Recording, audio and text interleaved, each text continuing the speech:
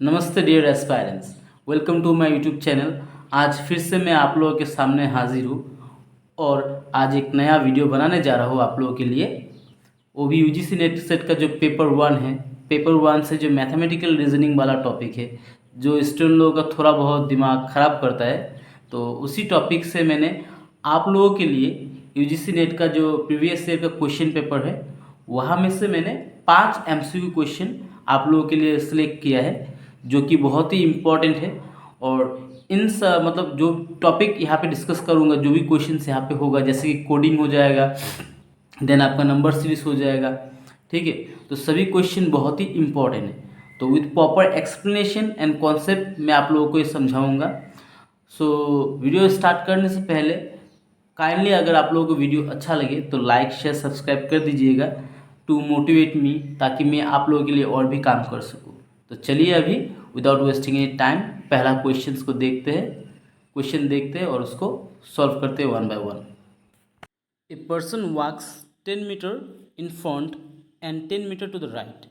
Then every time turning to his left, he walks 5 meter, 15 meter and 15 meter respectively. How far is he now from his starting point? Suppose एक इंसान है जो क्या करता है, उसके फ्रंट के तरफ, सामने की तरफ पहले क्या करता है, वो 10 मीटर जाता है। उसके बाद वो क्या करता है, राइट टर्न लेता है। राइट टर्न लेके फिर से 10 मीटर जाता है। उसके बाद वो क्या करता है, हमेशा जब भी टर्निंग लेता है दैट इज़ लेफ्ट टर्न लेता है। और लेफ्ट टर्न लेके आपका पहले तो 5 मीटर जाता है, उसके बाद 15, उसके बाद 15 जाता है। तो अभी क्वेश्चन में पूछा है कि उसका जो स्टार्टिंग पॉइंट है और एंडिंग पॉइंट जो है, ठीक है, उन दोनों के बीच का डिस्टेंस कितना है वो आपको निकालना है।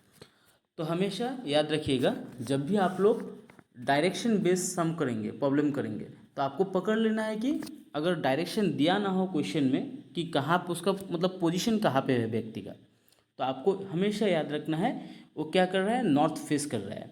तो पकड़ लीजिए यहाँ पे एक इंसान है, ठीक है, और वो नॉर्थ फेस कर रहा है।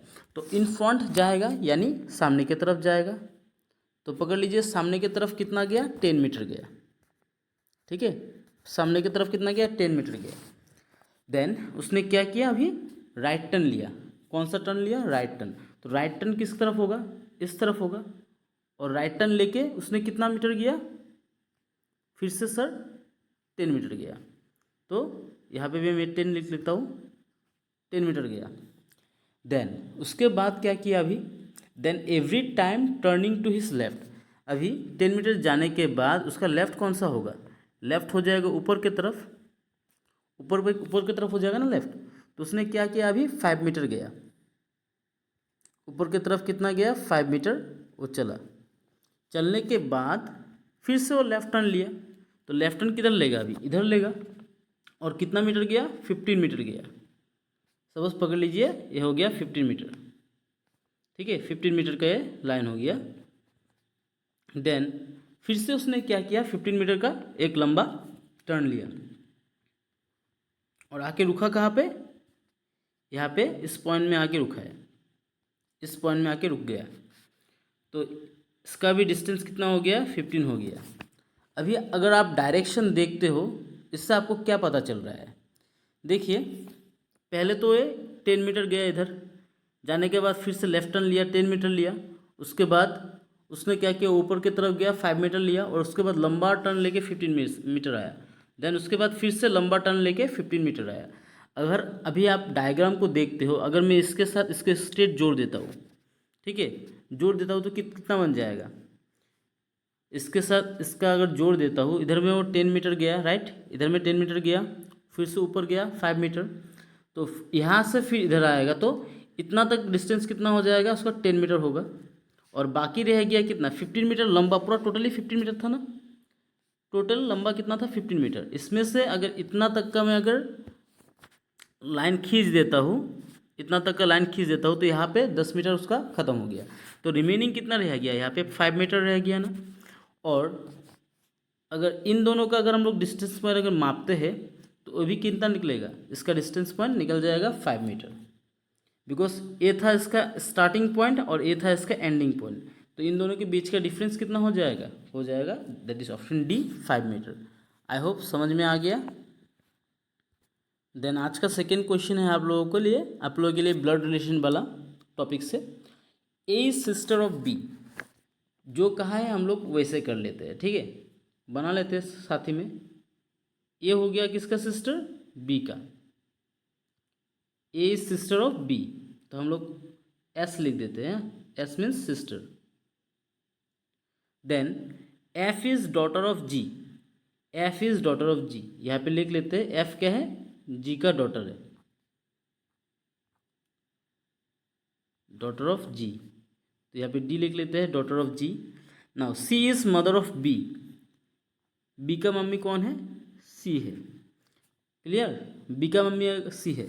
नाउ एक चीज़ देखिए, अगर ए और बी सिस्टर हो गया, ठीक है, ए और बी अगर सिस्टर होता है और बी अगर बी और सी अगर बी का मम्मी होता है, मदर होता है ना, तो ऑटोमेटिकली सी क्या हो जाएगा, ए का भी मदर हो जाएगा एंड बी का भी मदर हो जाएगा, यानी इन तीनों के साथ तो रिलेशनशिप बन रहा है एक, ठीक है।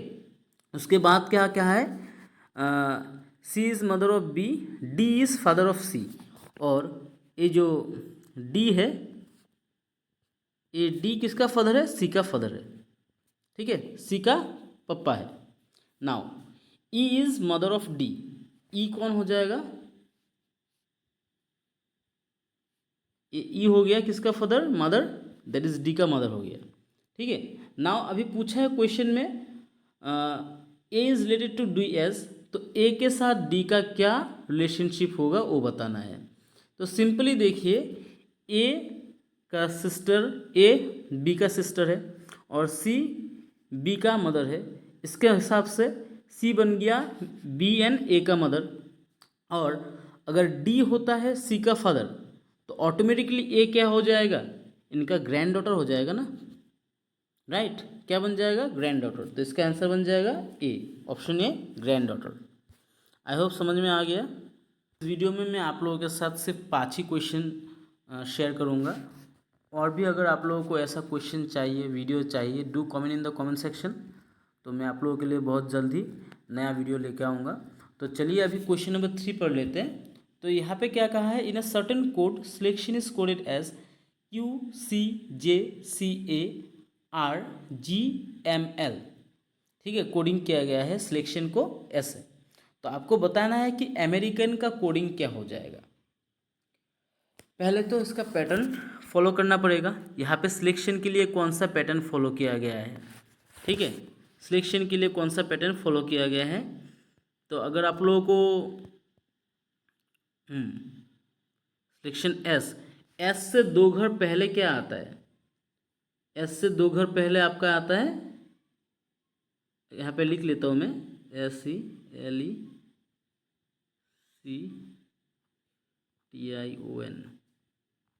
सिलेक्शन लिख लेता हूँ, अभी पता चल जाएगा। एस से 2 घर पहले आता है तो हम लोगों का क्या आता है, क्यू आता है। देन ई के 2 घर पहले क्या आता है आपका, सी आता है। देन एल के 2 घर पहले आता है आपका जे, एन ई के 2 घर पहले आता है आपका सी, एन सी के 2 घर पहले आता है आपका ए, एन टी के 2 घर पहले आता है आपका आर, आई का 2 घर पहले आ जाता है जी, ओ से 2 घर पहले आ जाएगा आपका एम, एम आ जाएगा, और एन का 2 घर पहले आता है एल, यानी यहाँ पे -2 का पैटर्न फॉलो किया गया है। तो आपको भी क्या करना है, जो अमेरिकन्स है, ए के 2 घर पहले कौन सा लेटर आता है, दैट इज पहले तो आता है जेड, उसके बाद आता है वाई, तो आपका पहला लेटर कौन सा होगा, वाई होगा। देन एम के 2 घर पहले कौन सा लेटर होता है, के एल एम, के एल एम, राइट, तो 2 घर पहले आ जाएगा आपका कौन सा, के आ जाएगा, एम का 2 घर पहले। ई के 2 घर पहले कौन सा आएगा, आपका आता है सी, और आर का 2 घर पहले आता है आपका पी क्यू आर, यानी पी आ जाएगा, और आई का 2 घर पहले मैंने तो बताइए आपको, दैट इज जी आ जाएगा। देन ए के 2 घर पहले फिर से नहीं, आई के बाद सी है, तो सी के 2 घर पहले आ जाएगा आपका ए, एंड ए के 2 घर पहले फिर से आ जाएगा वाई, एन के 2 घर पहले आ जाएगा एल, एन एस के 2 घर पहले आ जाएगा आपका क्यू। तो इस हिसाब से आपका आंसर कौन सा बन रहा है, दैट इज वाई के सी पी जी ए वाई एल क्यू, यानी ऑप्शन नंबर 1 क्या हो जाएगा आपका करेक्ट आंसर बन जाएगा। समझ में आ गया। यहाँ पे कौन सा पैटर्न फॉलो किया गया है, -2 का पैटर्न फॉलो किया गया है, यानी जितना भी लेटर है उन लेटर का पोजीशन से 2 लेटर पहले का लेना है। तो आपको सिर्फ पैटर्न ही पकड़ना है, पैटर्न पकड़ने से ये सब एकदम ईजी हो जाता है। देन क्वेश्चन नंबर 4 मैंने आप लोगों के लिए दिया है, वो भी नंबर सीरीज से। तो बताइए इस नंबर सीरीज में मिसिंग फिगर कौन सा होगा। 3, 11, 23, 39, 59 का जो मिसिंग टर्म है कौन सा होगा। पहले तो आपको क्या करना है, पैटर्न पकड़ना है, राइट। तो बोलिए आंसर कौन सा होगा, ऑप्शन ए या फिर बी या फिर सी या फिर डी। देखिए यहाँ पे पहला कौन सा आ रहा है, 3 आ रहा है, तो लिख लेते हैं 3। देन 11 आ रहा है, 11 भी लिख लेते हैं। उसके बाद आ रहा है 23, उसके बाद आ रहा है आपका 39 एंड इसके बाद आ रहा है आपका 59। तो हम लोगों को मिसिंग वाला निकालना है, राइट। तो पहले तो इन दोनों के बीच के डिफरेंस कितना है, देखिए इन दोनों के बीच का डिफरेंस है 8। देन 11 एंड 23 का बीच का डिफरेंस कितना होता है, 12। कितना का डिफरेंस है यहाँ पे, 12 का डिफरेंस है। देन 23 एंड 39 का डिफरेंस कितना होता है आपका, होता है 16 का डिफरेंस, ठीक है। देन इसके बाद 59, दैट इज 39 एंड 59 के बीच का डिफरेंस कितना आ रहा है आपका, 20 आ रहा है। तो अगर आप अच्छे से देखते हो यहाँ पे डिफरेंस जो है वो 4 के हिसाब से बढ़ रहा है। पहले था 8, उसके बाद आ गया आपका कितना, पहले था 4 8, उसके बाद आया 12, उसके बाद 16, उसके बाद आएगा 20। तो फिर से 4 घर बढ़ा दीजिए तो कितना हो जाएगा 24, और 24 के साथ आपको प्लस कर देना है लास्ट टर्म दैट इज़ 59। तो प्लस करते ही आपका कौन सा आंसर आ जाएगा, दैट इज़ ऑप्शन 383। समझ में आ गया कि नहीं समझ में आया। फिर से देखिए पहले तो 3 और 8 के बीच में 11 के बीच में डिफरेंस कितना था, 8। देन 11 एंड 23 के बीच का डिफरेंस कितना था, 12। 23 एंड 39 का डिफरेंस कितना था, 16।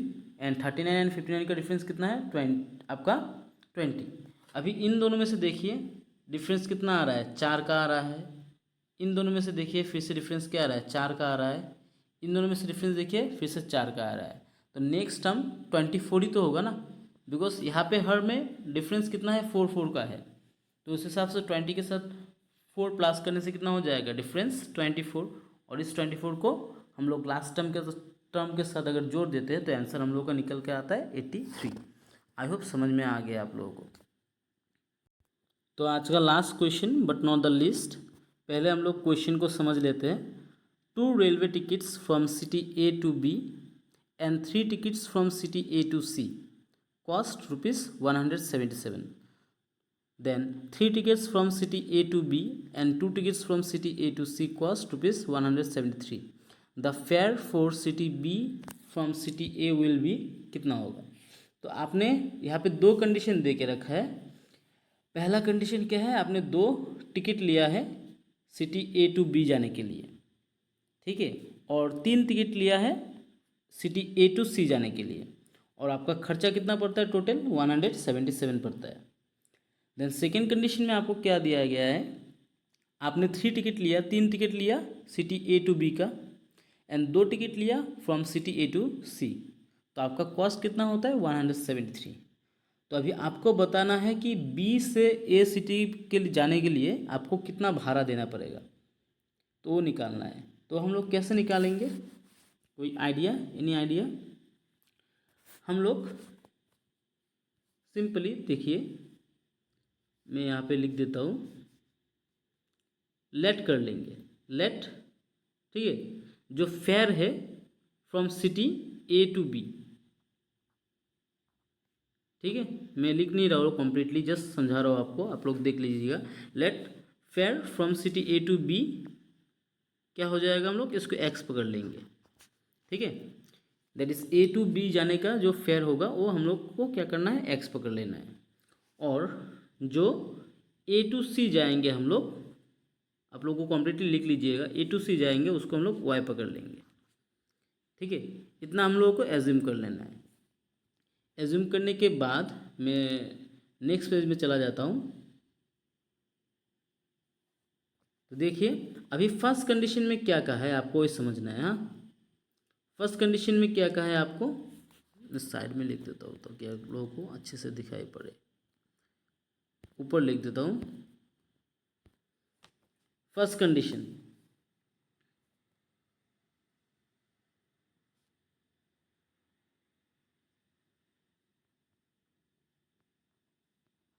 लेट के बारे में तो समझ में आ गया आप लोगों को। ए टू बी का भाड़ा हम लोग क्या पकड़ेंगे, एक्स पकड़ेंगे, और ए टू सी का भाड़ा हम लोग क्या पकड़ेंगे, वाई पकड़ेंगे ना। फर्स्ट कंडीशन में क्या कहा है, आप सिटी ए टू बी का कितना टिकट लिए हो आपने, दैट इज 2 टिकट।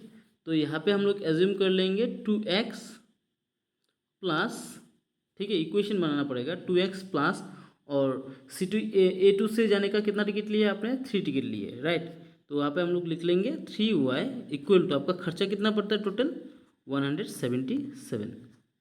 तो this is your first equation, ये बन गया आपका क्या, पहला वाला इक्वेशन। देन सेकेंड केस में हम लोग सेकेंड इक्वेशन बनाते हैं, हम लिखेंगे नहीं, डायरेक्ट आप लोगों को समझा रहे हैं। सेकेंड इक्वेशन आप लिख लीजिएगा सेकेंड कंडीशन में। सेकेंड कंडीशन में क्या कहा है आपका, दैट इज आप सिटी ए टू बी जाएंगे, कितना टिकट लिए, 2 टिकट लिए, right. 3 ticket, sorry 3 tickets from city A to B. तो हम लोग पकड़ लेते हैं अपने ए टू बी का कितना टिकट लिए, 3x प्लस, और आपका सिटी ए टू सी का कितना टिकट लिया है आपने, 2 टिकट लिए, that is 2y equal to आपका खर्चा कितना पड़ता है 173। So this is your equation number 2। पहला इक्वेशन बन गया 2x plus 3y equal to 177, and second equation बन गया आपका 3x plus 2y equal to 173। अभी आपको क्या करना है, बाय यूजिंग एलिमिनेशन मेथड, हम लोग क्या करेंगे, एलिमिनेशन मेथड का यूज़ करेंगे। एलिमिनेशन मेथड का यूज़ करके इन दोनों इक्वेशन को सॉल्व करेंगे, ठीक है। तो देखिए ये लेट सेट मैं रफ कर देता हूँ। तो एलिमिनेशन मेथड का जब भी हम लोग यूज़ करेंगे तब हम लोगों को क्या करना पड़ता है, 2 इक्वेशन को हम लोगों को, जो दोनों इक्वेशन हैं, जैसे कि यहाँ पे 2x है, आप देख रहे हो, पहला में क्या है आपका 2x है, राइट, यहाँ पे 2x है और यहाँ पे 3x है, और यहाँ पे 3y है, यहाँ पे आपका 2y है। आपको क्या करना होता है, दोनों में से आइदर x या फिर y को कैंसिल करना होता है।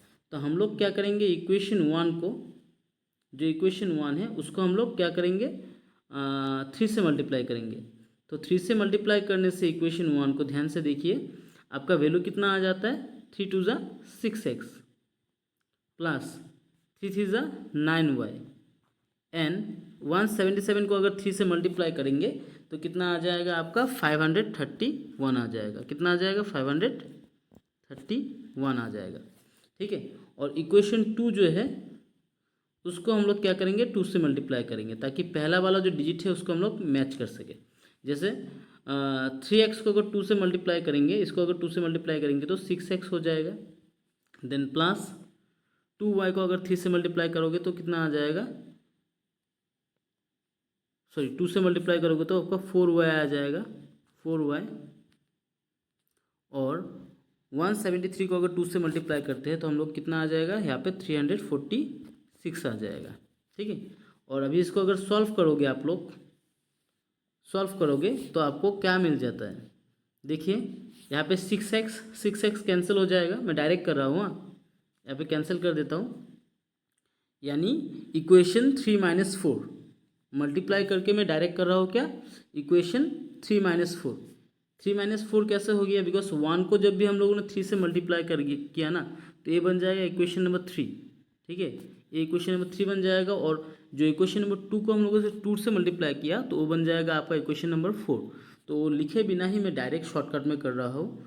तो यहाँ पे देखिए 9 है, प्लस प्लस में प्लस होता है, साइन चेंज करने से माइनस आ जाएगा, तो यहाँ पे कितना आ जाएगा y, दैट इज 9 से 4 चला जाएगा तो आपका 5y आ जाता है। और इधर में अगर आप माइनस करते हो 531 से अगर आपका 346 चला जाता है तो आपका रह जाता है कितना 185। और आपको निकालना क्या है, y का वैल्यू निकालना है, तो y का वैल्यू निकाल लीजिए। मैं डायरेक्ट कर सकता था शॉर्टकट में, लेकिन आप लोगों को समझाना है तो इसलिए लंबा कर दिया इसको। तो 5 से अगर 185 को हम लोग डिवाइड करते हैं, 185 को हम लोग क्या करेंगे 5 से डिवाइड कर देंगे। तो 5 से डिवाइड करने से कितना आ जाएगा आपका वैल्यू, दैट इज़ 37 आएगा y का वैल्यू। ठीक है, y का वैल्यू 37 आया। लेकिन हम लोगों को निकालना क्या है, हम लोगों को निकालना है, क्वेश्चन में कहा गया है from city city for city B from city A, यानी ए टू बी का फेयर निकालना है। और ए टू बी का फेयर को हम लोगों ने क्या पकड़ा था, आपका एक्स पकड़ा था। तो अभी तक हम लोग का आंसर नहीं निकला है। तो y का वैल्यू कितना निकला है हम लोगों का 37 निकला है। तो इसी y का वैल्यू को अगर आप लोग इक्वेशन 1 में पुट कर देते हो, ठीक है, पुट करके अगर सॉल्व करते हो, 1 में पुट कीजिए या फिर 2 में पुट कीजिए, आप लोगों का मर्जी। यानी y का वैल्यू जो यहाँ पे है, इस y का वैल्यू को अगर आप पुट कर देते हो, पुट करने के बाद आपका आंसर कितना निकल के आ जाएगा, दैट इज़ 33 निकल के आ जाएगा। आई होप समझ में आ गया कैसे y का वैल्यू निकालना है। निकालने के बाद इक्वेशन 1 हो या फिर 2, कोई भी इक्वेशन में आप बैठा दीजिए, बैठाने के बाद उसको सॉल्व कीजिए तो आपका आंसर निकल के आ जाएगा कितना 33। चलिए मैं दिखाई देता हूँ कैसे बैठाना है। तो इसके लिए मैं रफ कर लेता हूँ सब कुछ। सो कैसे 33 आता है वो समझ लेते हैं। यहाँ पे 2x है ना, तो 2x लिख दीजिए। ठीक है, इक्वेशन 1 का बात मैं कर रहा हूँ, प्लस 3 इंटू y जो है, y का वैल्यू कितना निकाला था मैंने 37 निकाला था। y का वैल्यू कितना निकाला था 37 इक्वल टू 177। इसको सॉल्व कर देते हैं। हम लोग को 2x लिखना है, लिख देते हैं, प्लस 3 इंटू 37 करने से कितना आता है सर, 3 इंटू 37 करने से आ जाएगा 111 111 177। अभी हम लोग को निकालना क्या है, x निकालना है। तो x को हम लोग लेफ्ट हैंड साइड में रख देते हैं, 177 जिधर में उधर में लिख देते हैं। और ये 111 प्लस में था, साइड चेंज करने से क्या आ जाएगा माइनस आ जाएगा, राइट। और नीचे में क्या आ जाएगा आपका 2 आ जाएगा। तो अभी जब इसको आप सॉल्व करोगे, 177 से 111 अगर चला जाता है तो ऊपर में रह जाएगा 66 और नीचे आपका क्या रह जाएगा 2, नीचे क्या रह जाएगा 2। सो 2 से अगर आप 66 को डिवाइड करते हो तो आपका आंसर कौन सा आता है, दैट इज़ ऑप्शन डी 33 आता है। आई होप समझ में आ गया। इसको और एक तरीके से कर सकते थे, इतना लास्ट का नहीं करने का ज़रूरत नहीं था, लेकिन आप लोगों को समझाने के लिए मैंने ऐसे कर दिया। हम लोग क्या कर सकते थे, डायरेक्ट x को ना काटे बिना हम लोग y को भी एलिमिनेट कर सकते थे। और अगर y को डायरेक्ट एलिमिनेट करते तो डायरेक्ट आंसर हम लोगों का निकल जाता 33। लेकिन थोड़ा लेंदी हो गया ताकि आप लोगों को मैं समझा सकूँ इसीलिए। तो चलिए, आई होप आप लोगों को जितना मैंने समझाया आप लोगों को समझ में आ गया सब कुछ। अगर कहीं पे भी डाउट है आप लोग काइंडली कमेंट बॉक्स में बताइएगा कहाँ पे डाउट है। और गाइस, अगर ये वीडियो आप लोगों को अच्छा लगा है तो काइंडली लाइक शेयर सब्सक्राइब कर दीजिएगा। एंड अगर इसका पार्ट 2 चाहिए तो do comment in the comment section. I will try my best to bring a new video for you guys. So guys, till then keep watching, keep learning and keep growing. Thanks for watching. धन्यवाद।